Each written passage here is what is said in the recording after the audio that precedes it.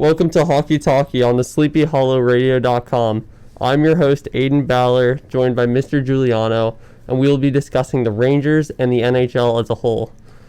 Let's get started with the Rangers game last night versus the Flyers. A 9-0 win for the Rangers. Yeah, what a game to start the show with. Definitely a good showing from the Rangers, and hopefully the spark they need to start a little push for the playoffs. The largest margin of victory for the Rangers since 1986. And what was even more impressive about that is that David Quinn and 3 of his coaching assistants were all out due to COVID protocols. They found out a few hours before the game started. Yeah, pretty amazing, and really just a testament to DQ and what he's built around him. That's a good sign that the team can perform no matter who's behind them in the bench. So it was definitely good to see. Chris Knobloch, the head coach of the Hartford Wolfpack, served as the acting head coach, so it was a good start for him. Now let's talk about... Oh, you can go. Well, I think last night, I think they touched on him a little bit. He did spend some time in the NHL too, so he does have experience being on the NHL bench. So, I'm sure the transition was seamless for him. And looking at the game, obviously Mika Zibanejad finally found form. 3 goals, 3 assists, all in the second period. He only had scored 3 goals all season before then, so it's great to see him finally starting to produce. Yeah, and one of his 3 was an empty netter. So, it's definitely good to see that. I would like to see it, when the pressure is on, and not when we have I think what was it, like a 3-goal lead or a 4-goal lead at that point in the game. But definitely good to see him finishing. He's been getting plenty of opportunities, but for him to finish is a good sight to see as a Ranger fan. And then Adam Fox and Pavel Buchnevich both returned to the lineup after being in COVID protocols. Adam Fox had an assist to Lemieux to start the game, and then Pavel Buchnevich had 2 goals, 2 assists, his first four-point game in his career. Yeah, I mean, their absence was noticed, 2 games ago when we lost to the Flyers. Fox has been our best defenseman, hands down, one of the best in the league, which is very promising for how young he is. And Buchnevich has just been scoring points. He's all over the ice. He's dishing and he's scoring, so he's doing both. So to have both of them on the ice, I think, is very important to our success.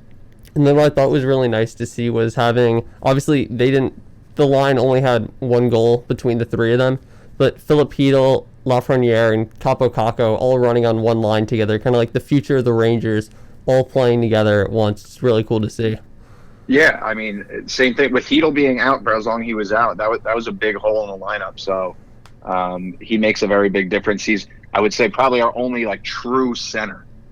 So to have him back is big, and I'm sure we're going to get to it. But I know for me, and I'm sure a lot of Ranger fans, I don't know how you feel, I'm a little disappointed in the production from Laf and from Kako. Yeah, but, I'm sure we're going to talk about that. Yeah, we can go to that now. That's been an interesting story. Lafreniere only has 4 goals and 4 assists this season. It's kind of like, is that enough production to convince you? He's only 19 years old, of course, but he is the first overall pick. Yeah, you out of the first overall pick, I'm not saying that he should be a point leader at this point in the season, but you would like to see him be a little more involved. Last night there were a couple instances, he had a chance in front of the net, it didn't finish, and then he had another chance where someone, I forget who it was, pretty much put the puck on his stick and he missed it, hopped over his stick. So you're the first overall pick. You need to be getting the puck on the net, and you need to be a little more involved than he has been. He's kind of just skating around out there, which I was hoping to see more from, but it is still early, so hopefully we get a little more from him. Yeah, he has a plus-minus rating of -7 through 26 games. And then Capo Caco, who in his second season now only has 2 goals, 2 assists, -4 plus-minus through 20 games. Yeah, he's someone that I think that we've had a little more time to see, so I guess there's more of an evaluation on him. But, second overall in your second year, you need to be producing more.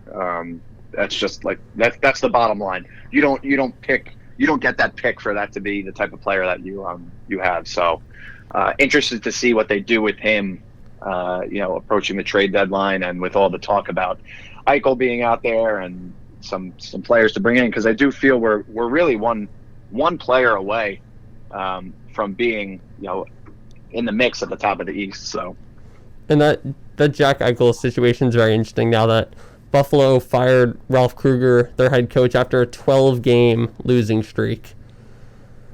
And yeah, Buffalo just seems like a dumpster fire up there. Yeah, absolutely, and probably the right move. 12 in a row, especially with some of the players I have on their roster. But that's also not to say, I've seen some clips of them. The players aren't performing either, so it's coming from all angles up there. I just don't know what the price is for Eichel. I would hate to see like Capo go and then all of a sudden start lighting it up. But if he's not doing that for us, what's the point of keeping him? So that's a good point, and it's kind of like, to get Eichel, we may need to trade so many players on our team. And it's kind of like, is Eichel worth that many players? Is he worth giving up Lafreniere, Kakko, maybe even Zibanejad? Yeah, he's been in the league a while. He came into the league with McDavid, and look what McDavid's doing now. And he's not even close. So what you're getting with Eichel. What my worry is, I would hate to see Buchnevich go in place, because you're going to have to give up something big. And I could see like Hedel or Buchnevich being one of those guys, which I would hate to see go, because they're starting to turn it on for us. So, and one of like the problems with the Rangers kind of been like finding like another big issue with them is finding a true center. They haven't really had a center that's been good for them. Obviously, Mika, he's not great on with faceoffs. Rangers are last in the league in faceoffs. Yeah, when Columbus was dealing their center, I'm drawing a blank on his name, Pierre-Luc Dubois, and he wanted out. He didn't want to be with Tortorella, and he's a good center. I thought we were going to make a run for him, because I thought we had the pieces. I thought we have a lot of young talent that we could have dealt to get that missing piece, that missing center, but we let him go. And there are some nights where it comes down to a face-off, and that changes the game. And it really hurts not having a center in those situations. It's definitely a big problem for them, and like only 44.7%. That's not great, and if you need a good center if you're gonna win in the NHL, especially in this tough division that we've been placed in. Yeah, and we're in close games. When it comes down to when it's the third period and you have an offensive zone face-off and you're down a goal, you need the puck in your zone, and if they can't win those face-offs, it's tough to win games or win close games for that. So definitely something that they need to explore in either free agency or the trade market or something. But we need some depth at center. Yeah, we can talk about the close games. Obviously, the Rangers, they played the Flyers on Monday night. They lost 5-4, and it looked like a good game for the Rangers that they kind of deserved to win. It was just an unfortunate mistake by Kincaid at the end. It seems to be a trend for them this year. Is a lot of games they're losing. They're outplaying their opponent. And I feel like that's where they are in the standings. We're not getting blown out. We're splitting a lot when we go back to back. But we need to find that consistency and win those games. It was the Pittsburgh game where we had an early lead on them, and now where we gave up 3 goals in 90 seconds. But we outplayed them. You take away those 90 seconds, and that's a win for us against a good Pittsburgh team. So I like to say that they're the best of the worst right now, which is frustrating because that was kind of the same thing last year. We were the best of the worst. But hopefully that means we're going to cross over that barrier and start being talked about as one of the top teams in the league. And it's like the Rangers are definitely on the upswing of they're getting there to the upswing of their rebuild. Obviously, they're the youngest team in the NHL. Average age 25.33. It's like it's difficult to play at such a young age in the NHL. Yeah, this is a league that requires experience. It's not like the NBA where you can come in as a 19-year-old, a 20-year-old to make a difference right away. The amount of toughness that goes into playing hockey is, I think people really overlook that. So to be that young and go against teams like the Bruins and the Caps and the Penguins and the gauntlet that we have to go through in the East this year, it's tough. It's tough on a young team, but at the same time, if this isn't our time to win the Cup, I like that we're getting that experience, and these kids are being battle tested week in and week out. It's only going to make us better in the long run. So, And it's like looking ahead, the Rangers go away versus the Capitals twice. Capitals are on a 6-game win streak. That's going to be a tough, but Rangers are hot right now, so it'll be an interesting game to see. Obviously, Ovechkin cannot stop scoring despite his age.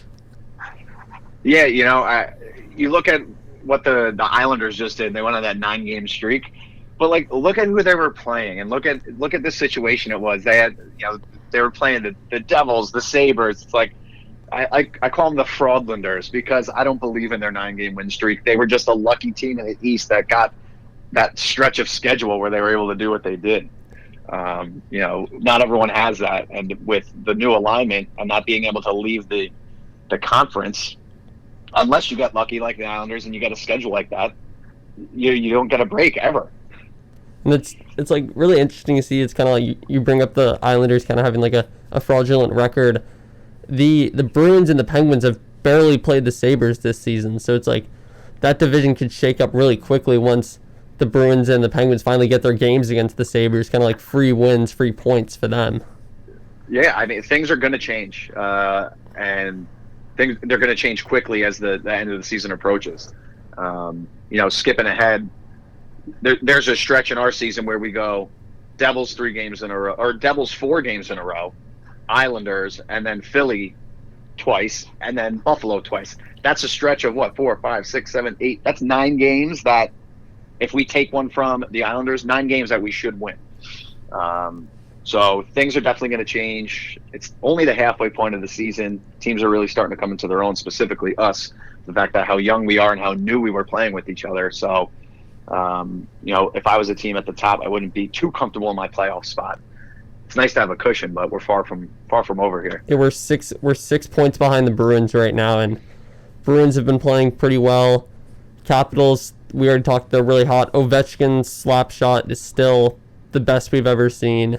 It's amazing to see how Ovechkin's kept such consistency where he is right now. Yeah, I mean he's one of the best to ever do it. And you stop Ovechkin, you stop the Caps. It is. I feel like our rebuild is happening kind of at the perfect time. Now that I feel like Pittsburgh and Washington are going to start their downslope. I wouldn't necessarily say it has started because obviously Washington has, been in the mix and the Cup champs, a couple of years ago. But it is a good time for us to rise as those teams that we're used to seeing at the top of the East are now starting to age out and hopefully decline. Crosby's getting old. It's like there have been rumors that like the Penguins might get rid of Crosby soon and just start their rebuild. Capitals, yeah, I mean, you can go ahead.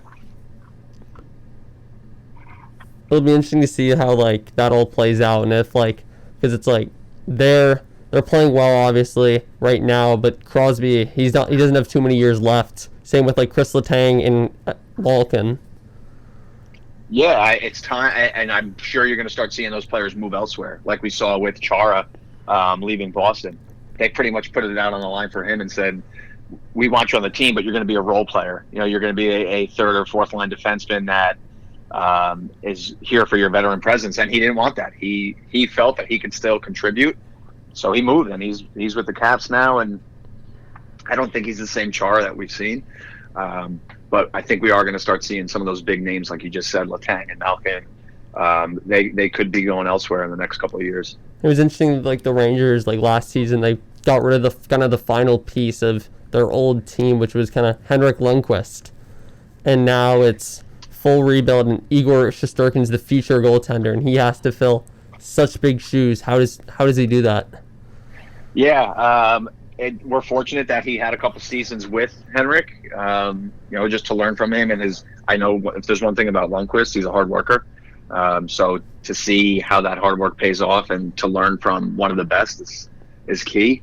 While we are talking about, the last remaining player from, that Rangers team from like 2012, 2013 and those deep runs is Kreider. And I know it's not really on our schedule, but I would like to talk captains and is this a team that needs a leader? Because I think Kreider, for me at least, is at the top of that list. And talking to some other Ranger fans, they disagree, so I'm curious to hear what you have to say about it. I mean, I think we've seen Kreider this season. he's the MVP. If you look at the midseason, he's the Rangers' midseason MVP. He's been so dominant this year, especially in front of the net. He's said in interviews kind of how, like, ever since kind of Lundqvist left, him and other players have needed to step up, kind of instill that, like, hardworking mentality around the Rangers. So I definitely could see him being a captain. He's playing like he should, playing like a captain. It'll just come down to David Quinn's decision. Yeah, and he's not the most vocal guy, and you don't need that all the time from a captain. Captains come in different shapes and sizes and forms. But a couple of things that stood out to me this season are, one, when we needed a goal scorer, he stepped up and he's been that guy. Two, and this is just a specific instance, there was a bad hit that Mika took on the boards. I forget who it was against. I believe and that Kreider was. Oh, that was the beginning of the game. Yeah. I know what you're right in the about. beginning, and he stepped right in and dropped the gloves and let it know, right in front of the bench too. Let them know, like, we're not going to take that, and that's what you need, and that's really what we're lacking. I think that's probably our biggest flaw, our biggest weakness right now is not having those physical players. So for Kreider to step up in that role is big. And then lastly, and probably one of the biggest splashes from the season was when Tony DeAngelo made that comment to Georgiev about mishandling the pass in overtime that led to a loss. And they got into that altercation. From everything I've gathered, it was Kreider who stepped in and I think threw a punch. So I love that. I think that's awesome that he had his goalies back. You always have your goalies back. And for him to step up against a veteran and a vocal player like DeAngelo and get physical shows me that he's willing to do anything for the team. And I think he is a very good fit as captain. So we'll see. And we lost Tony DeAngelo, and there was kind of like that massive void at like who would step up for defense. Obviously, Keandre Miller has made great strides as a rookie. Adam Fox has stepped up to be our best defender. Jacob Trouba's finally back in the lineup. He returned last night, scored a goal. And then Tarmo Renunan made his NHL debut on Monday, and he had an assist to a Panarin goal.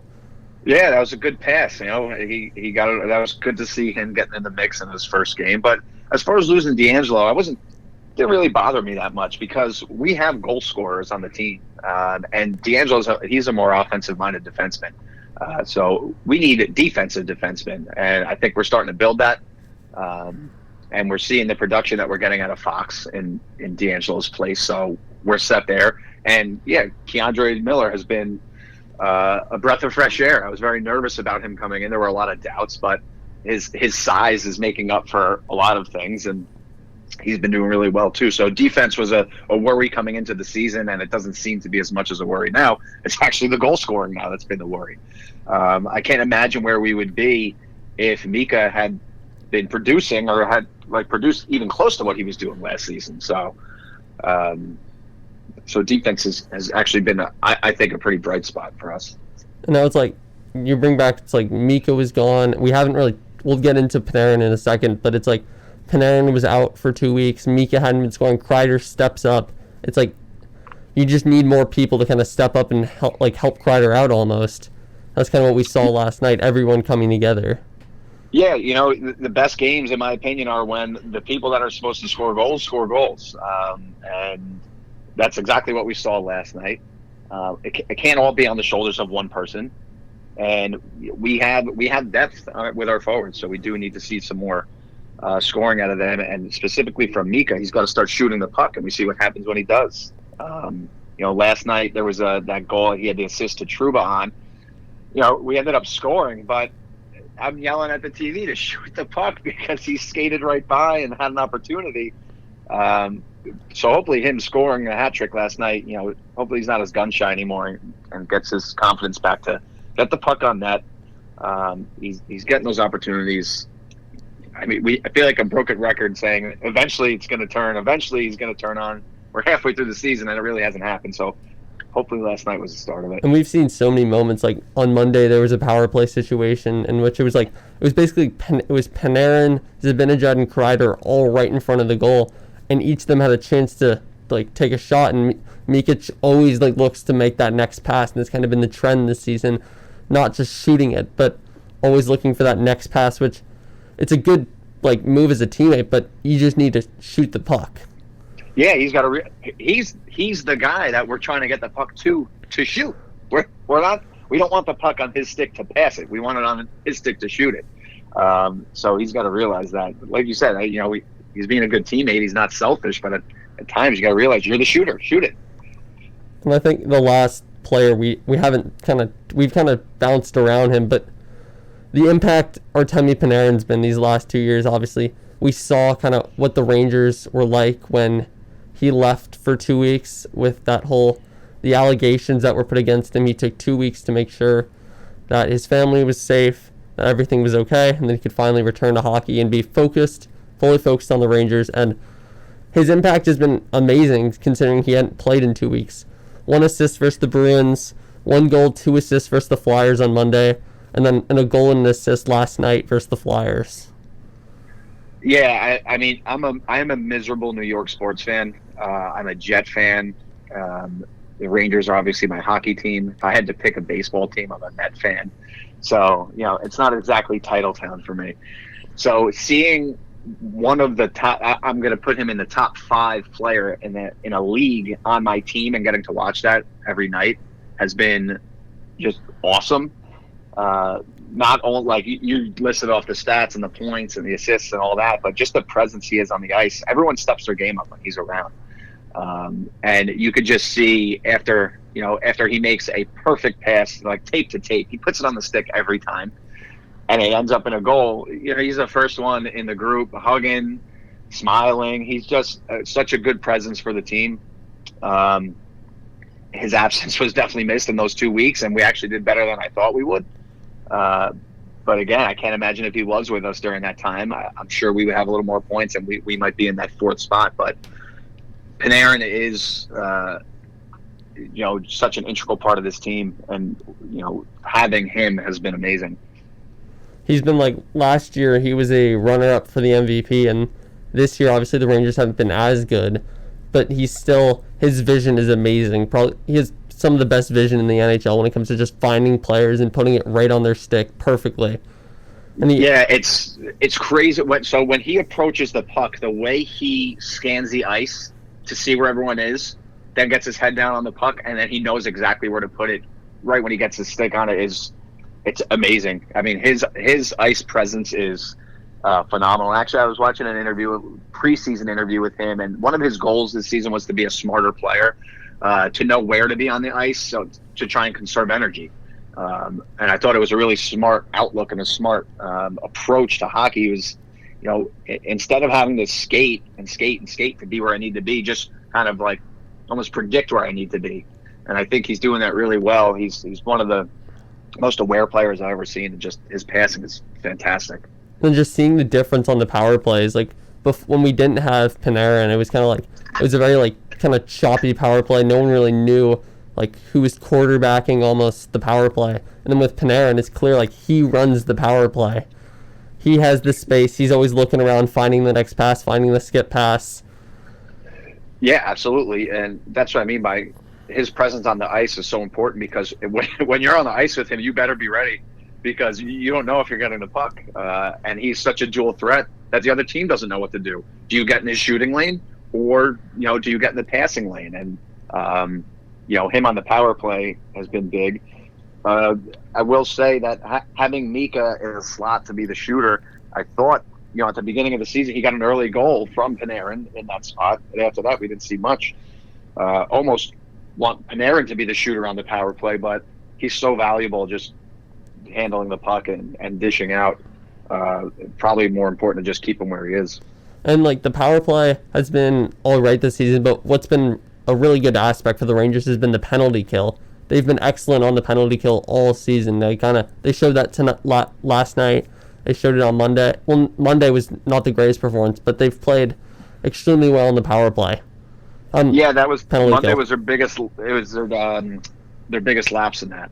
I think over the last month or so, they've been first in the league in PK, and we have good skaters. So when you have 4 good skaters out there, it makes life a lot easier. So PK has definitely been a bright spot, and that goes along with our defense. And that's been a big thing. Amik has been excellent on the PK. He's been stealing the puck really well. He just hasn't been putting away those breakaways. We finally saw it last night, but he's been really good defensively. Like every other aspect but scoring, Meek has been excellent. Yeah, I feel like the lack of him scoring has kind of brought out a frustration in him, where you see a little more fire from him now. He was always kind of a timid player, but now he's getting more in the mix, with scuffles around the net and stuff like that, and hits along the boards, stuff that you're not used to seeing from him that he's starting to do now. So, if there's any positive to take from his lack of production and scoring, it's that he's become a more physical player. And it hurt on Monday to see Julien Gauthier. He had 8 minutes in the box. That does not help the team, and obviously he was a healthy scratch last night. Yeah, some unfortunate high-sticking penalties. I can't really fault him because they weren't really careless, but that's way too much time in the box, and ultimately that's what ended up costing us a game where I thought we should have came away with 2 points. So, and the last topic I want to talk about is Vitaly Krastov is coming to the Rangers soon, and he's one of our scout players who will make it hopefully a good impact for the Rangers. Yeah, that's exciting news to have him over. He's been a prospect for a while now. He was drafted in the same draft as Keandre Miller. So, we see that it was the right time for Miller. So maybe it's the right time for him as well. And exciting to have him over. He was just finishing up over the KHL, right? Yes, I believe so.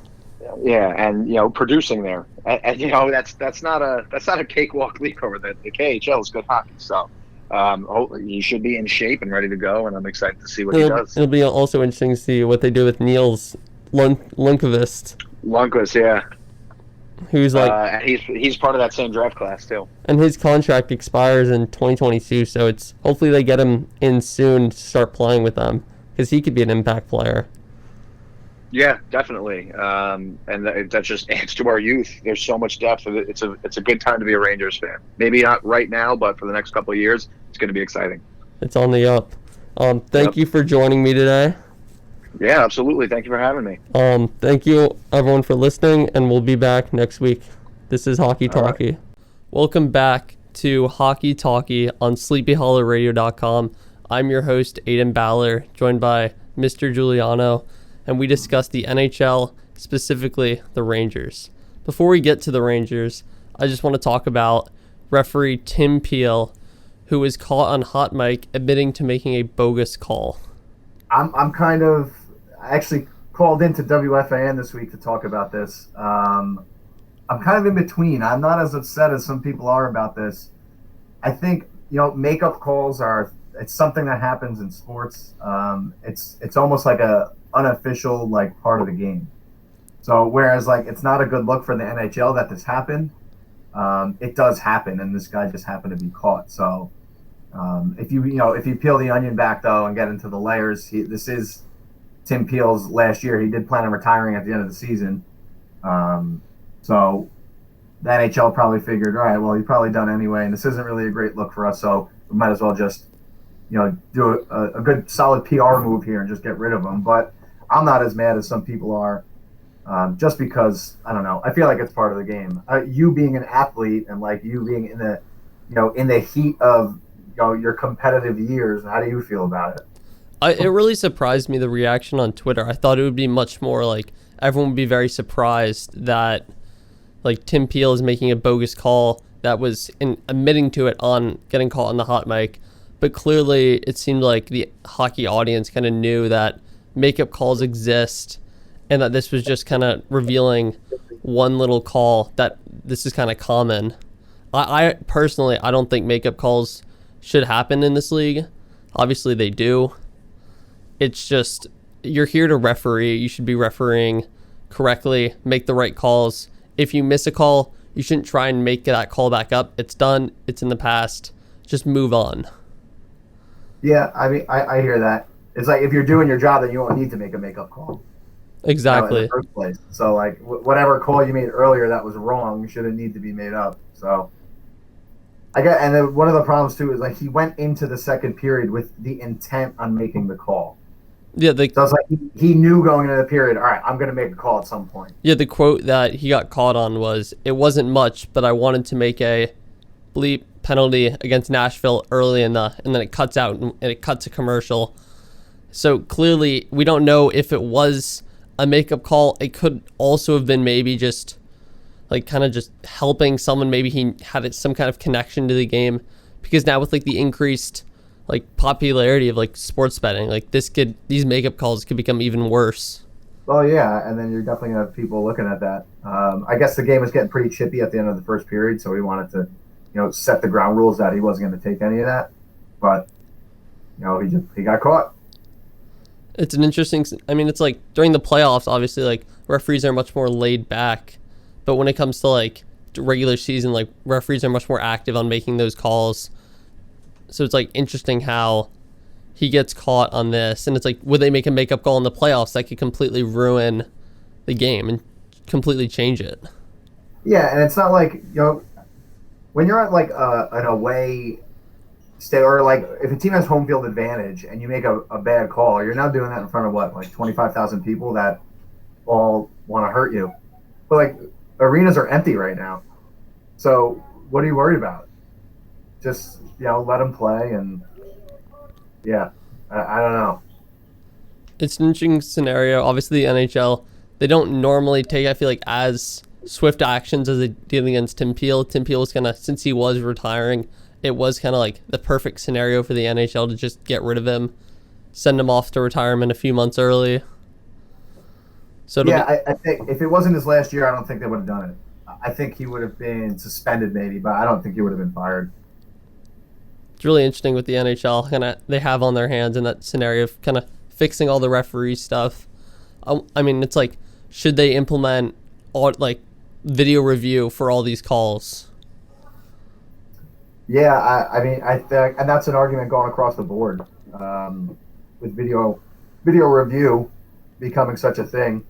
But a lot of calls in hockey are just based on the opinion of the referee. It's not as like black and white as in, like, let's say in football, if you're video reviewing, a touchdown, was the ball past the line or not?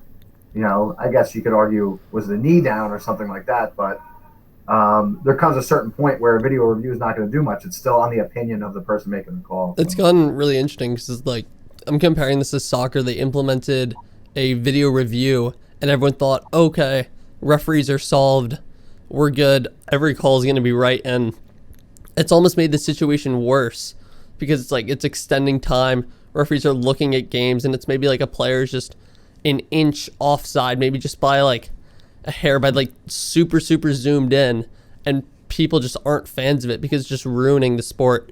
And that kind of could go for the same for hockey if they start implementing all these video reviews, adding more time to these already kind of like 2.5 hour games you have to sit through.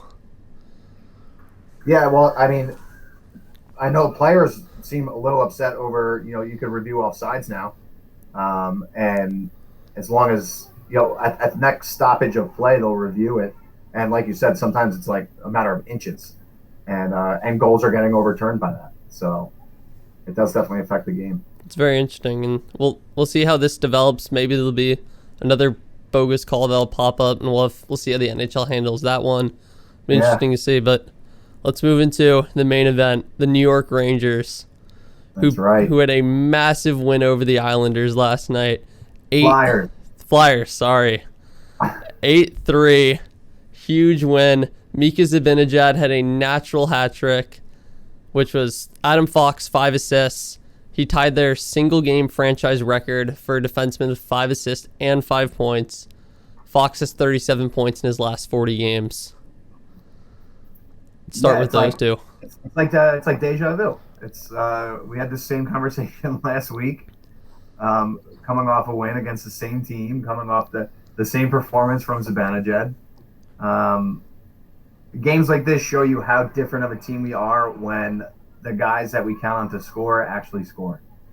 I think for the first half of the season we were missing that, specifically with Zibs, and the results are just so much better when he's actually putting the puck in the net and not just shooting it on net. So. And I think like last game when he scored the natural hat trick in that first game against the Flyers with 6 points, everyone was like, "Oh, this is the performance exactly that Zibanejad needed. Is he finally back?" And I feel like over this last week we've seen him kind of just vindicate that he's back, and 15 points in his last 5 games. He's playing. He's back to where we wanted him to be. Yeah, definitely. That was the concern. It was almost like too crazy of a night to believe that was going to be sustained. But he's definitely scoring goals when he needs to, which is important. So it's last week. I know we talked about we're one player away from being in the playoffs, and like Zibanejad was that one player. And if he continues to score along with Kreider, we're going to be fine. I think, we're making a push. And everyone's contributed so much. Like Strome had a goal and 3 assists. Buchnevich has been scoring a ton. He had 2 goals last night. Igor Shesterkin finally returned, which was great to see, and he had 44 saves. Yeah, like you said, Buchnevich just continues to rack the points up, which is awesome. And more importantly, Igor being back in net and looked good last night. So things are looking up. I feel like everything's kind of coming together at the right time, which is very important in this league. I was talking to someone about it being the halfway point of the season, and I think that they're going to make the playoffs. 2 years ago, the Stanley Cup champion, the St. Louis Blues, they were in last place at the All-Star break, last place in the NHL, and then they won the final. So you just have to get hot at the right time, and hopefully that's what's happening right now. I think the only concern with that is like that people are like gonna criticize was kind of like the kid line. What the kid line has been between Hedel, Lafreniere, and Kakko. Obviously, Kakko moved up last night into the second line with Panarin and Strome. It was Hedel and Laf. They kind of got that like, I guess you could say, I don't know if that really happens in hockey, but like garbage goal. Lafreniere assisted Hedel at the very end of the game. Like you could call it a garbage goal. It was almost covered up, and Hedel just had the brain to look behind the goalie and finish it off. But I like breaking that lineup. I don't think either Kakko or Laf has produced the way they need to be on that line. So I like breaking them up and putting them, elsewhere, or at least moving. What's his name? Kakko. Moving Kakko. But yeah, I mean the line shuffle continues to be a thing. But I do think they're figuring it out, and being halfway through the season, certain lines are starting to jive with each other. So. And once like David Quinn returns, obviously he's so famous for always like he'll set out the initial lines, but those lines are going to change. Like 4 minutes into the game, you have like brand new lines, it seems like. Yeah, absolutely. That's one place I think he does a decent job is like in games making those changes to find out what works. If we're not getting a lot of offense, he'll make a change to try and get a spark going. So it's interesting to see the dynamic with him and Knobloch working together and him not being on the bench, but obviously it's working because we've been hot. So Chris Knobloch went 4-1 while acting head coach, which is really impressive. Yeah, you wonder if that has anything to do with Quinn not being on the bench. Are the players playing a little more loose now? Is that why? You definitely know that. It's not like Quinn's out of the picture now, not making decisions. Him and Knobloch, I'm sure, are talking to each other 24/7. And there's no way Quinn is sitting home watching these games without having some form of communication. I don't know what the rule is there, but even if there is a rule against it, they're breaking it. I could be sure of that. There's no way a professional league head coach sits home and watches their team without having any sort of communication. It'll be interesting to see once he returns to back to coaching, if they'll maybe ask him his involvement. Obviously, Knobloch said they're constantly on calls, constantly going over lines, film, all of that. So it'll be interesting how that Rangers team develops, if there's any line shifts once Quinn returns. Yeah, and I'm interested to see how they respond to him being back on the bench. And if it is that they're a little uneasy, and maybe he needs to change kind of his approach to the team if it's not working. It was great performances all week. The Rangers beat the Sabres 5-3. There was a little scare in the middle of the game, but then they kind of picked it back up. I thought Kincaid played amazing while Igor was gone. Yeah, with the exception of his mess up in overtime against was it the Penguins? I think it was no, it wasn't the Caps. It was the Penguins. Okay, so with the exception of that, I think he's been a great fill-in, and having a little bit of depth at goalie. Well, I don't know if you could really say that because our goaltending hasn't been, I guess, phenomenal, but he's done his job. And that talking about that Buffalo game, that was a game going into. I thought 100% that was a trap game. I did not think we were going to win that game. Sabres were coming off 12 straight losses, and we were coming off a big win against the Caps. So, that's the type of game where as a player you go in thinking, oh, we got this, and then you get smacked in the mouth. So I was definitely nervous midway through that game because going down the stretch now, when we play Buffalo and we play New Jersey, those are must-win games. You can't give away points in games like that. And that was it was closer than we wanted, but it seemed like the Rangers were playing very confident at MSG. Yeah, I was at MSG. Panarin had 3 assists, and he's just been amazing since his return. And one of the craziest stats he has with the Rangers is he has more multi-point games than single-point games and more single-point games than 0-point games. Yeah, I mean, I've been liking the saying, breadman doing breadman things. The guy he's a phenomenal hockey player. We sound like a broken record. His vision on the ice is unbelievable. It's amazing how good he is at seeing and seeing players and just putting the puck on their stick. So him being back has been, I think, all the difference in what's making us so hot right now. And why does Panarin always play on that second line with Strome, and usually there's some rotating third guy? Why doesn't he play up on that first line? I don't know. I don't know the thought behind that. It could be to just pick up that second line. Having him on the ice brings out the best in whoever's around him. So, that could be the thought process there. That's interesting how he is their best player, and it's he still plays on the second line, but whenever he is on the ice, he dominates everyone, which is great to see. Yeah, and and a lot of times too, you'll see a teams start the game with their third line out there. So I don't think necessarily lines determine where the best player is going to be. It could just be how they want the rotation going. But him and Strome they're jiving really well. The two of them together is fun to watch. And people were kind of speculating that, the Rangers have openly, admitted to trying to trade Strome in years past, and now it's they thought he was going to be, the guy they were going to dump off for the expansion draft, and he's really proved he's a vital part of this team. Yeah.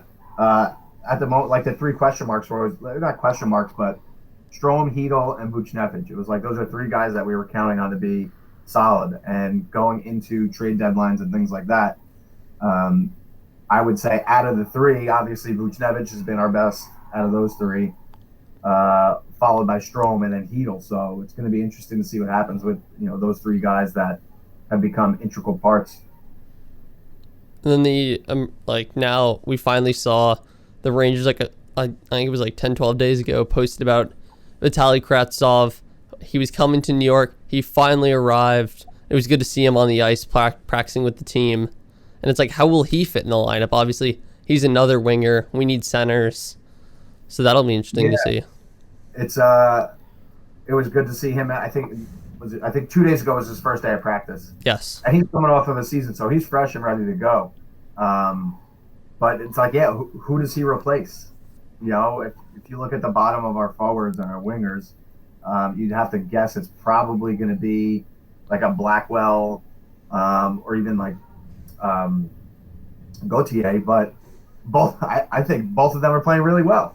Gauthier is flying around out there and he's getting physical. You love to see that. And same with Blackwell. They're both scrappy little guys that just flying around the ice. So I don't think they're going to be so quick to throw Kravtsov in the lineup. Do you think the transition will also take a little time? He was dominant in the KHL, 16 goals and 24 assists in 49 games this season. but not the NHL's a totally different like level. Yeah, and it's not only a different level. We're also halfway through the season, so people are just hitting their stride. Which is why I don't know if you put him in right away, because why shake things up when things have been working for us? Usually, you see that when a team loses 7 or 8 in a row, and they know they're out of it, and they're like, whatever, we'll try this out and see what happens. So, because like it seems like kind of like what we're missing. We could use. I mean, Jack Johnson, he's now out for the rest of the season after he had core muscle surgery, so we're a little lower on defenders in the depth chart. Yeah, he not the worst loss for us out of Jack Johnson. Libor Hayek has come in, and I think he's been pretty good defensively. So not the biggest loss for us in Jack Johnson. Almost a favor, because for some reason Quinn loved Jack Johnson and always had him in the lineup, and I don't know if that was necessarily needed or necessary. So it's almost like a blessing in disguise. And it seemed like I hate to say that too about the guy, because you never want to say that about an injury. Yeah. But, I don't know. He wasn't that good, so him being out, forced to be out, is almost good for us. And now just defenders have been. I mean, Adam Fox is now it seems like one of the best defenders in the NHL. These stats I got. They're from before the game against the Flyers. He was tied first in takeaways in the NHL with 21. Primary assists tied 7th with 10. Power play assists tied 8th with 8. Power play points tied 9th with 10. And he's the 4th defenseman in Rangers history to reach 60-plus points in 100 games or fewer. He's been one of the greatest signings we've had in the last few years. Yeah, absolutely. And he's living up to what we wanted him to. We knew he was going to be good, and it's good to see it's actually happening. So he's a quarterback out there. He just makes things happen. So, but still not that talked about, which is wild. If you follow all these accounts on social media and stuff, like, I don't know, if like a couple like NHL accounts on Instagram, if you follow these, they love the Bruins. Everyone loves the Bruins, especially, I don't know if you notice it. If you watch like NHL on NBC, anytime the Rangers are playing the Bruins, they're like obsessed with them. Everyone's obsessed with Pastrnak. Yeah, they are obsessed with the Bruins. So I don't know, when is Fox going to start getting the notoriety he deserves? And it did. I mean, now we're only, maybe when we pass them, we're only 3 points behind the Bruins now after the Bruins lost in overtime to the Islanders last night. Yeah, I was hoping to see the Islanders win that. We're not getting to the point of the season where there's a lock for the playoffs. It's like the Caps, although the Pittsburgh's you get the Caps and the Islanders are getting in. You know that. They're playing too well right now. So our chase is going to be on the Penguins and the Bruins. So I hate rooting for the Islanders, but I was rooting for them last night. And then the worst case scenario happens. Now both teams get points. And I was rooting for the Islanders. I was hoping, saw the end of the Rangers game, immediately moved over. That game went to overtime, super quick overtime. And looking at our remaining schedule, the Rangers have 9 games combined against the Capitals and Islanders, 4 games combined against the Bruins and the Penguins, and then 3 games against Philadelphia, and then 8 games combined against Buffalo and New Jersey. Yeah, so if you factor in our games against the Bruins, our last 2 are against the Bruins too, so that's going to be interesting. I have a feeling it's going to come down to that. Although I don't see the Bruins going on the skid like they are for much longer. I could see us battling with Pittsburgh for that 4th spot. Because Philadelphia, they've just stunk the last few weeks. Yeah, they're in a rut. They're struggling. And people kind of speculate maybe we after that huge win, maybe we would see their coach get fired, but not the case yet. Not yet. AV's good. He's a seasoned veteran. And last night, at least for them, wasn't as bad as it was last week. They kept it somewhat interesting. Somewhat interesting towards the end of the game, but the Rangers did control it pretty convincingly throughout. And then after that game Saturday against the Flyers, Sunday we played the Capitals, and we had that 2-game series against the Capitals. Friday night, Ovechkin just dominated Ryan Lindgren, which did kind of stink to see that. Yeah. not what you want to see. Lindgren did bounce back though, put a nice hit on Ovechkin, but we're talking about like best player in the world. So, and Lindgren, he's good, but he's not the best. And one of the things I did notice, kind of like the Capitals kind of highlighted, the Flyers highlighted a little bit, was kind of like the amount of breakaways we kind of allow. Obviously, in that game on Friday night, Zdeno Chara had a breakaway. It's like, how are we allowing him to have these breakaways? It's like subbing seems to be like a little out of sync. Yeah, that's the result of DQ being a big fan of defense getting in deep into the offensive zone. So if we're not rotating back and covering whoever that defenseman is, we get caught. And teams know that going in, so they're going to try and catch us on it. That hurt us in that game. It was a rough night. It was like we thought we had it. We were up 1-0 on them for so long, and then Ovechkin just bodies everyone in front of the goal and just scores 2 quick goals.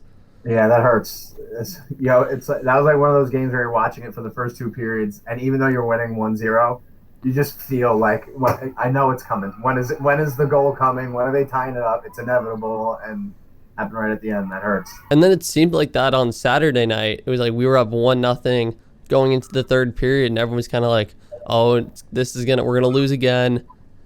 We're gonna end up losing at the final moments." But they tied it up, and then Mika Zibanejad had one of the greatest goals of the season, I feel like. And that's, earlier when I said he's starting to score when it mattered, that's exactly the game I was talking about and the goal I was talking about. It looked like it was just the script was playing over again from the night before, and then Mika just made such a good physical play, fought the puck back and finished and buried it. It was awesome. It seemed like that slump almost made him better because he now has he's so much more physical on the puck, and he's just become a much more like physical player, and now combining that with his he's scoring goals again, it seems like he's become even better from what he's gone through. Yeah, I agree. He's definitely more of an all-around player now, and that's the type of play that would have happened in the beginning of the season, but he wouldn't have scored. He would have shot it over the net. But now he's finding his game. He's got his confidence back, so fun to watch.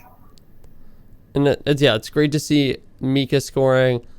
Is there anything we need to see more from the Rangers going into these 2 games back to back? Obviously, we need, and also who's going to start in goal, which game, because it's 2 games back to back. Igor's going to start one of them. Georgiev's going to start the other. Who do you want in net for each game? I'll take Georgiev for the Flyers, and then Igor for the Caps.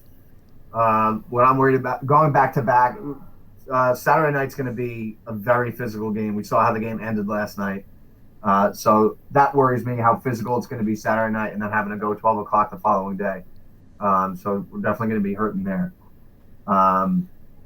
What do we need to see, though? What we need to see is Lafreniere score some goals. That's what we need to see. He did last night, but like you said, garbage goal. We need him and Kakko to start producing. Do you think that maybe could come with like a line shift? Because it seems like Hedel and Lafreniere under Chris Knoblauch, they haven't been getting too much time, and it also seems like just their line, they don't really mesh well almost. Prior to this week, I would say it could happen on the power play. Lafreniere's not getting a lot of power play time, but now the power play is doing great with Zibanejad. We saw it last night. So we don't really want to change that. He's got to take advantage of his time on the ice and not just be another guy out there. He's got to start sticking out. Definitely. And now I want to talk about, this is going to be a new segment we're going to have. We're going to reflect on a historic moment in Rangers history. So this week, what we're going to be discussing is in 2013, the Rangers faced the Capitals in the first round of the playoffs. The home team won the first 5 games, giving the Capitals a 3-2 series lead over the Rangers. And then going into Game 6 and Game 7, Henrik Lundqvist posted shutouts in both games to lift the Rangers into the second round. And people are calling it one of the greatest goaltending performances in postseason history, as he stopped 62 saves across the 2 games. That was like the pinnacle of my Ranger fandom, was like those years. And I actually went to I don't remember what game it was. I went to one of the games at the Garden in that series. And it was awesome. Definitely vintage Lundqvist, him stepping up when he needed to, and just standing on his head in one of the biggest games of his career. How old were you when that happened? I'm 18 now. I think I was 11. Wait, 11. It happened in 2013, so I was 10 years old. And Okay. I don't know. I mean, I remember when the Rangers made it to the Eastern Conference Finals. I obviously wasn't as into it, but it was just, this is kind of the new era for me, seeing all these new players enter. I think like once they announced the rebuilding era, I kind of joined in, and I'm seeing this whole new team evolve.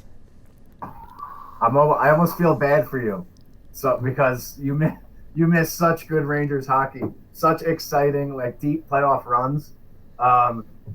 But they're getting back there, so don't worry, because hopefully we'll be experiencing that. And we're on youngest team in the NHL.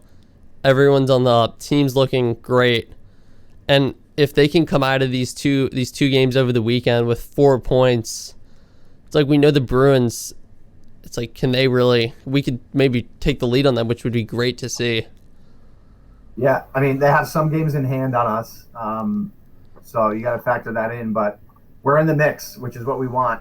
And being so young, even if we don't get into the playoffs, when you're in the mix, the last 2 weeks are the playoffs. So we'll still get that atmosphere, we'll still have that intensity, and we'll still get that experience of must-win games.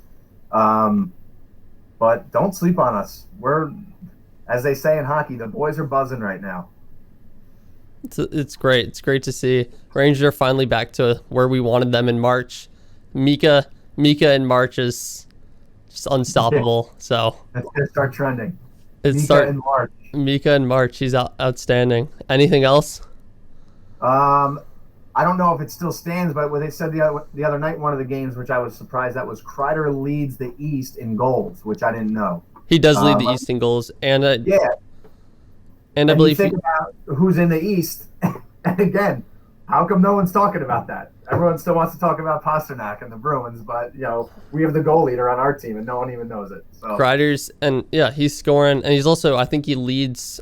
I think he's really high up there in the leaderboard. He maybe tied him first with power play goals this season. Yeah, last I checked, he was second, so he's definitely up there. Kreider's just, we haven't even talked about Kreider. He's been so dominant this year, and obviously he didn't score last night, but he was such a big factor on the ice. Like, when he's in front of the goal, he becomes such a big presence that you have to contain Kreider first, and that's kind of just opened up the power play so much. Yeah, and that's what success brings. When you're successful and people need to know where you are on the ice, it carries over into so many other parts. It's like a receiver in football. When you have a number one receiver and you have to have someone in front of him jamming him, someone behind him, in a deep third, and then a safety moved over to the middle of the field, that's three players that are now accounting for one. It opens up so much other things for other people. So, having Kreider be that presence in front of the net has been huge. And what we've seen over these, like, the power play, it's been amazing, is that, like, I feel like before, like, when we were struggling, the power play, it seemed like we were struggling.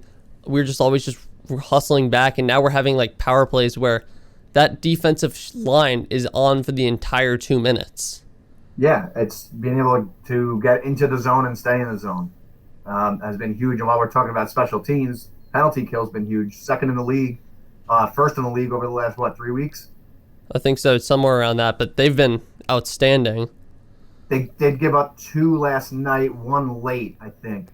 Just as the power play was expiring, I think they gave one up. Yeah, they gave up a late one. And when you're playing, like when we're playing the Caps, to me, that's number one. You have to stay out of the box. You can't let them get on the power play because Ovechkin's going to score. So we got to be, smarter about that, especially Sunday. And as we come down the stretch. And just keep riding the momentum we've had, keep building on it. With their Rangers are almost peaking halfway through the season. They just need to keep it going. Yeah, and this is it's like the same thing that happened last year before the pandemic hit. From December to March, the Rangers were the best team in the league. They had the best winning percentage. So it was about halfway through the league, and then obviously the pandemic hit and things played out a little differently. But that's what happens when you have a young group that hasn't been playing together for a long time. They need a little time, and now they got it. And hopefully, the fact that it's a shorter season doesn't bite us. But it's exciting to watch now. Relevant hockey going into the end of the year. Every game counts now, so we have something to actually look forward to for the next couple weeks. We're playing the same. We know these teams so well. It's not like we're playing like teams from across division. Everyone's in our division. We know how everyone plays. It's just, can they execute? That's really it.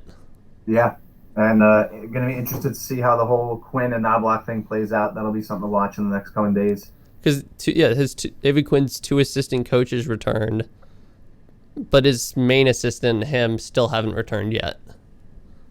Yeah, and rather than pointing out, like, was it Quinn doing something wrong?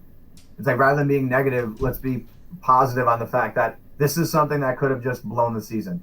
You know, you lose your head coach, the team could have went into the dumps, lost, 6 out of the last 8, whatever it is, and just, lost all playoff hopes. But we rose to the occasion and are now on a streak. So shows great character for the team. Like, teams kind of like, there's showing that there's leaders around to like pick this team up and keep it going.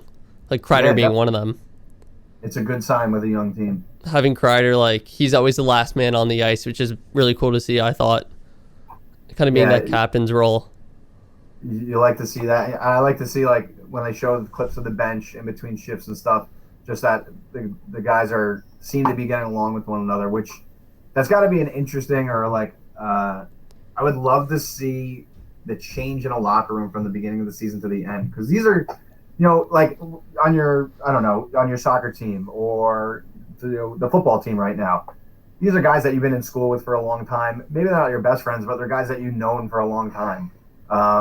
For professional sports, these are complete strangers that you've never talked to, and there's even language barriers there. There are. So just like interesting to see how the team camaraderie plays out.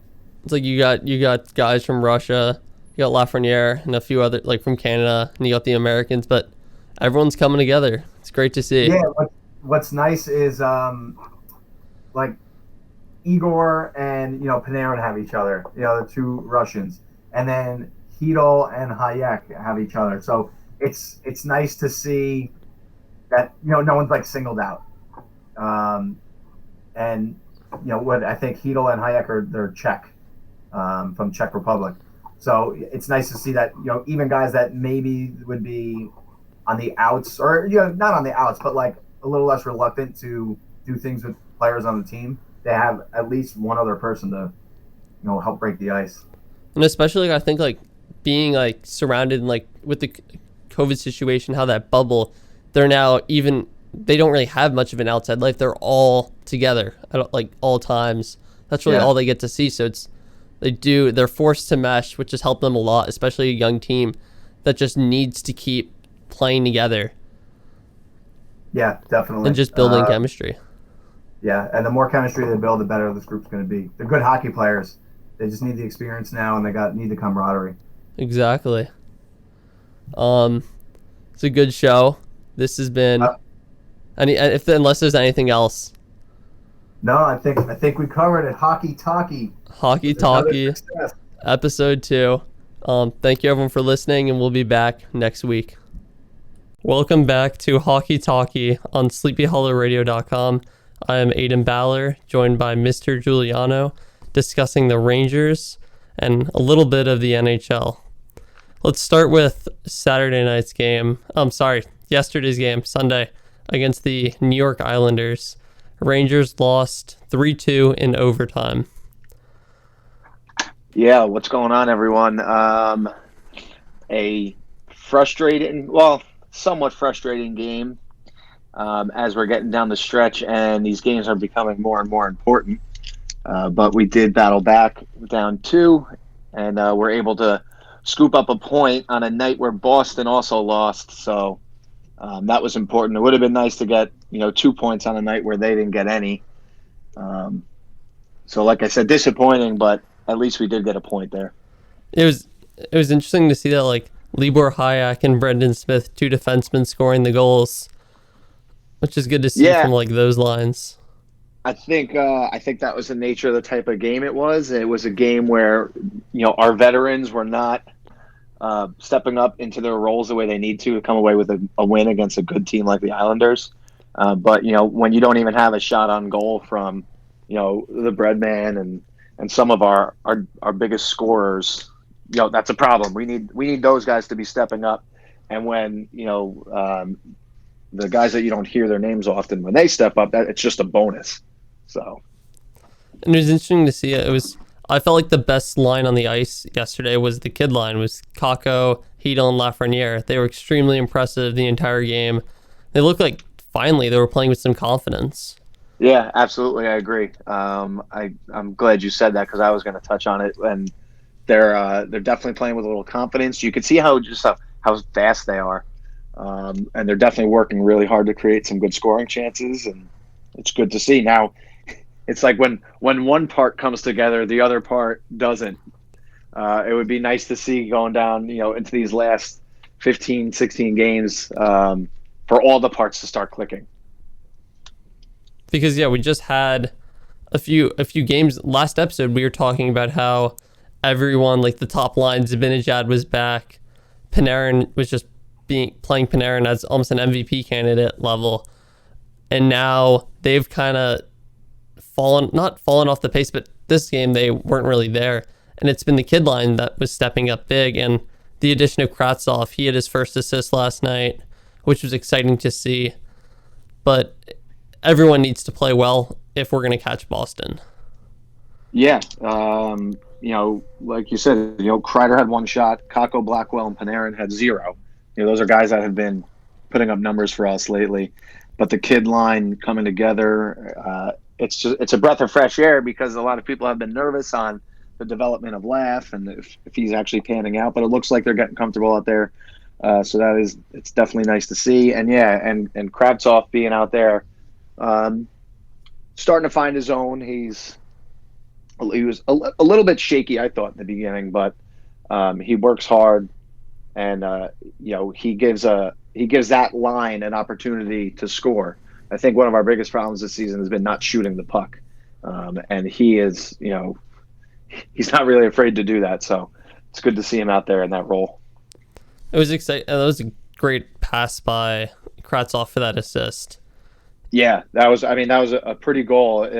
For a broken goal, it was a very pretty goal. So very aware on the ice, which is nice. And then our other game with the Islanders, we were hoping to sweep the Islanders. Obviously, that didn't happen. We lose them in OT, but that first game against the Islanders was very positive, I thought. Lafreniere scored another kid line goal. Blackwell, who had before yesterday had been our best player the last few games, it felt like. Yeah, Blackwell's playing really well. That's just goes to show what effort does in this league. It's not, obviously the skill guys are going to stand out a little bit, but if you just go 100% every time you're on the ice, which Blackwell does, good things will happen for you. So, yeah, Friday night was good. We had a 5-game winning streak in Nassau Coliseum, which I never knew about, but that snapped last night. But yeah, we're definitely now in the part of the season where I think we kind of anticipated this. Every game is a playoff game at this point in my eyes. But Friday night was pivotal because if we lost Friday night, that would have put us, I think, almost 9 points behind the Bruins. So we won there, and then we got one yesterday. So we're climbing back in there. And I just think for the Rangers, they need to start winning. When you come to these 2-game series, they can't go one apiece or come away with 3 of the 4 points. They need to be getting all 4 points. If you look at their last few games, they won one against the Flyers, lost one against the Flyers, lost to the Caps, then beat the Caps, and then they beat the Sabres in overtime, and then lost to the Sabres in a shootout, and then they beat the Penguins 8-4, and then lost to the Penguins 5-2. Yeah, depending on who we're playing, I don't care if we go to overtime or a shootout and win. I'm okay with giving the top 3 teams in the league points because we're not catching them regardless. But anytime the Flyers are playing or anytime the Bruins are playing, we have to make sure that they are getting 0 points and we are getting some. We are going into a stretch of the season where we had the Devils 4 games in a row. We have to win 3 out of 4 of those without question. And the Devils, they made, I mean, recently, let's just talk about that trade quickly. The Islanders and the Devils made. The Islanders received Kyle Palmieri and Travis Zajac. Yep. And then the Devils got AJ Greer, Mason Jobst, and then a first-round pick and a conditional pick. Yeah, a pretty big splash. And the Islanders picked up a good Palmieri. So I don't know if you could say – I think it was a fair trade. I don't know if any side necessarily won on that one. I think it was fair, but it definitely makes the Islanders a little stronger and gives the Devils a little more capital to build with. So a lot of moves being made. I'm sure we're going to talk about the major one that happened today. Yeah, the big trade that was last night. Taylor Hall and Curtis Lazar moving to the Bruins, just making now their playoff push, definitely helping that. And the Bruins got a second rounder and Anders Bjork. I'm sorry, the Sabres got a second rounder and Anders Bjork. Yeah, I mean, Taylor Hall really kind of like was like worst case scenario for the Sabres. 2 years ago, 2 or 3 seasons ago, he was a league MVP. So the Sabres make a splash and going to get him. He comes to Buffalo and does absolutely nothing. He has not produced. His time there was awful. So he doesn't even hold any value. I mean, if you look at what the Sabres got for him, it's insane that's what was that's what was given up for a league MVP a couple of years ago. And what I think is going to happen now, just to pour salt on the wound for Buffalo, I think Taylor Hall is going to light it up in Boston. I think he's going to find it again, and he's going to just be amazing there, which as a Ranger fan in the division with them, it's terrible. So when I saw that trade go through, I was not happy about it.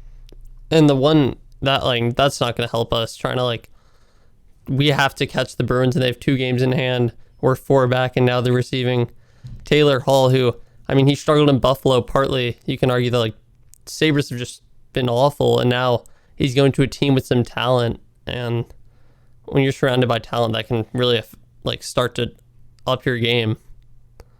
Yeah, and when he had that MVP season with New Jersey, they weren't great, but they weren't as bad as Buffalo. But like you said, I think just being surrounded by what's in Boston and kind of the mentality that they've built there, I think he's going to do really well there, which, like I said, it doesn't bode well for us, especially going down the stretch trying to chase them for that last playoff spot. And the one trade the Rangers made before the trade deadline was sending Brendan Lemieux to the Kings for a 4th rounder, and it kind of just looked like the Rangers was trading Lemieux to get ice time for Kravtsov, get him a spot. Yeah, and from what I gathered too, I actually think Lemieux asked for that. I'm not sure why. I don't know the details behind that, but I did read that somewhere that he did ask to be let go, and it was kind of like a mutual decision from both sides. So, don't like to see someone like that go because he's a hard-nosed, gritty player, and that's something that we lack on our team. But at the same time, we do need to make room for our young prospects because we are technically still building, even though we're in the hunt. And that's, I mean, talking about young players we were away for a while before we've done the show. Adam Fox had a 12 game point streak, which is outstanding for any defender. Yeah, he's making a strong case for himself as the Norris Trophy winner. For the first half of the season, I thought he was getting severely overlooked, and now he's starting to get some of the attention I think he deserves. His ice presence is unbelievable. I said it on one of our episodes. He's the quarterback of the team when he's out there, and it shows. He sees the passes, he sees the lanes, and he makes a lot of good things happen. And that his impact's huge now. Now we have a solid, reliable defender, and I feel like those first 2 lines of our defenders are solid. You Fox and it's Ryan Lindgren, and then Keandre Miller and Trouba. I thought Keandre Miller had a great game last night. Yeah, Keandre, he looks really good. He's coming along nicely, and he was a big question mark coming into the season. And I think, the presence of a veteran like Trouba is getting the most out of him. And Truba's been really stepping. I thought Trouba's been playing really well lately. So the defense is looking pretty good. And it's something that we've been missing for a while, and it was a big question mark coming into the season. It's interesting to see. I mean, I think we've talked about it before, but losing Tony D'Angelo, and people were kind of worried. Obviously, he was more of an offensive defender, but now our defense is pretty solid for the first two lines, and even the third line's been great. Yeah, everyone's hustling out there. Everyone is like trying as hard as they can, which is very important. Libor Hayek was scoring the goal yesterday. That was big. And Brendan Smith he never shies away from mixing it up. He'll drop the gloves with anyone. So we are getting that toughness out of our defensemen, which is nice. Yeah, I'm just looking at something that's a little frustrating here. I'm going through the standings. Our point differential. Where do you think we rank out of the 8 teams in our division? Where do you think we are? Point differential. I mean, I know like goals for, goals against. Goals for, goals against. I would say we've had a few good blowout victories, but I would say we rank probably. I think we're higher up, right? Or we are third in the division, and like by far. So we have Pittsburgh's the first, Islanders are second. We're third with 21, plus 21, and then Washington has plus 20. After that, it goes down to Boston's plus 5. So like seeing that, it's like, why are we not in that playoff spot if our goal differential is like that? We did have a couple blowouts, but it's like we're the best of the worst. And like that we're so close to making it over that hump. I think the big thing is consistency. We're seeing it right now. It's like the kid line starts to step up, but now our first two lines don't show up. And that's a big issue. Everyone needs to play together throughout the season, especially going to this final stretch where we need to be winning every single game, especially going against 4 games against the Devils. Yeah, unfortunately, it might be like one of those situations where it's too little too late. This is a different season. I think if it was a normal length season, I think there would be no question that we would make our way in. But yeah, all the pieces need to come together. And we can hang. I'd be curious to see what the series records are with us against all the teams in the playoff spots right now. I know we've had Washington's number. We play them really well, and they're one of the best teams in the league. So there's really no team that we can't play with. I know we do have more wins against Washington. We have a winning record against Washington, but I'm not sure about the other teams. Yeah, I mean, it's got to be close. I don't think there's any one team that has, blown us out. But that's why I really want to make it in, because I think we could make some noise. I think people are going to sleep on us, and I think we could do some big things if we do get in. It's going to be very interesting to see how the playoffs end up panning out, because every team has only played teams in their division. We'll kind of see like if one division is so much better than another, or if it kind of like leveled out. How do you think that's going to play out? Yeah, it's hard. I was talking with some buddies the other day, and they were saying how good Colorado is, and I was like, yeah, but you can't really say that because you're only watching them against teams in their division. So you're exactly right. It's going to be very interesting to see how it plays out, because we don't know how other teams are stacking up against other divisions. You could have as many points as you want in your division, but when you go play someone else or the best team from another division, it's going to be very different. So definitely a different playoff. I have one friend who doesn't want to get into the playoffs because he thinks it's not official, it's not real. But the fact of the matter is everyone is in the same boat. So it's not like a couple teams are playing a normal schedule and some aren't. Everyone's dealing with the same things. So in my mind, a cup is a cup, and I want it. And I think, personally, we have, besides maybe the Canadian division, we are playing in the toughest division. Yeah, absolutely. It's a heavyweight matchup. And now that even Buffalo's coming around, it's a heavyweight matchup every night. There's no breaks. Yeah, Buffalo's starting to play well, which is, I feel like every game against Buffalo this season, it's been like a 3-2 result. Like, we just always keep it close. There's no nights off. There's no breaks. which I think is going to it's good and it's bad because it's going to develop us. Our young guys are going to get better from this. And yeah, just constant close games. Do you think David Quinn should be giving the kid line more playing time?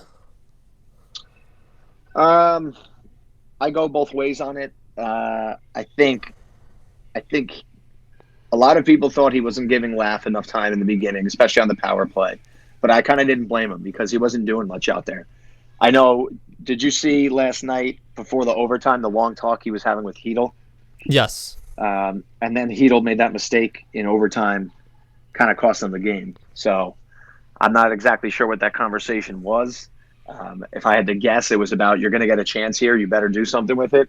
And then he got the chance and he blew it. So I'm interested to see what's going to happen with Heedle and how that all plays out. I do think they're going to start getting more ice time as time goes on, as long as they're playing this well. They got to take advantage of every opportunity they have on the ice. And then another problem, I'm not sure if it was the Penguins or the Islanders game on Friday. There was a face-off man on the opposite team who I believe was 8 for 8 on face-offs at one point against the Rangers. Yeah, it's that's going to be our downfall. And it's happened multiple times this season where, an icing ends up back in our zone. We lose the face-off. It ends up in a goal.